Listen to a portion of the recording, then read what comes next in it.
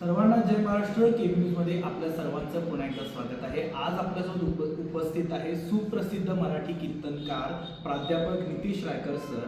आणि तसं पाहायला गेलं तर त्यांच्या कीर्तनाच्या सुंदर प्रवासामुळे आज त्यांना अक्षरशः झी टॉकीची संधी आलेली आहे आणि त्यांचं कीर्तन आपल्याला झी टॉकीवर पाहायला मिळणार आहे. आज आपण त्यांची थोडीशी प्रतिक्रिया जाणून घ्या, त्यांची थोडी गप्पा मारूया. सर नमस्कार. नमस्कार. रामकृष्ण हरी सर. सर काय आपला प्रतिसाद आहे? आज आपलं जे कीर्तन आहे, जे आपण खेडेगावामध्ये करायचा, अध्यात्माचा दिवा प्रत्येक ठिकाणी जाऊन लावायचा, आज ते तुम्हाला संधी मिळत आहे झी टॉकीजवरती दाखवण्याची, काय प्रतिसाद आपला? आनंद आहे की याच्या अगोदर आम्ही गावागावामध्ये कीर्तनाला जात होतो, परंतु आता झी टॉकीज सारख्या एवढ्या मोठ्या प्लॅटफॉर्मवरती बोलण्याची संधी मला मिळते आहे. आणि येत्या मंगळवारी सकाळी 7:30 ते 9:30 या वेळेमध्ये माझं कीर्तन झी टॉकीजवरती प्रसारित होणार आहे. संपूर्ण महाराष्ट्रात हे प्रसारित होणार आहे. तर तुम्ही आणि आपण सगळ्यांनी हे कीर्तन पाहावं अशी आपल्याला मी विनंती करतो. हा प्रवास कसा सांगाल की प्राध्यापकापासून ते कीर्तनकारपर्यंत?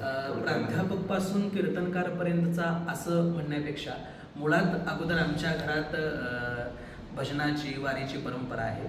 म्हणजे आमचे आजोबा भजनामध्ये पेटी वाजवायचे, आजी माझे वारकरी, त्याच्यानंतर माझे चुलतेही वारकरी होते, उत्कृष्ट ते गायन करायचे. म्हणजे आमच्या घरातच मुळात भजनाची, कीर्तनाची, वारकरी संप्रदायाची परंपरा आहे आणि तीच परंपरा माझ्याकडे आलेली आहे.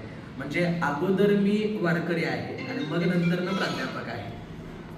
प्राध्यापक म्हणून आपल्याला एक प्रश्न विचारू इच्छितो की आपण कोणत्या कॉलेजमध्ये आणि कोणता टॉपिक असा विद्यार्थ्यांना शिकवतो? हां, मी सध्या सदाशिवराव मंडलिक महाविद्यालयामध्ये इतिहास विषयाचा प्राध्यापक म्हणून काम करतोय.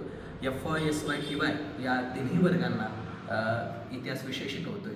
आपल्याला कधी लोड होत नाही कीर्तन शिक्षण असं? हां, लोड होतोय, कारण बऱ्याचदा होतं असं, आमची कीर्तन ही रात्रीची असतात, लांब लांब असतात. त्यामुळं कीर्तनला जायचं, पुन्हा घरी यायचं आणि झोपायला जवळपास वेळ होतोय की 2-2:30 वाजतात आणि पुन्हा सकाळचं मॉर्निंगचं कॉलेज, त्यामुळं पहाटे लवकर उठून कॉलेजला यायचं. त्यामुळं झोप अपुरी होते, धावपळ होते, थोडंफार तब्येतीवरती परिणाम होतो, ताण येतो.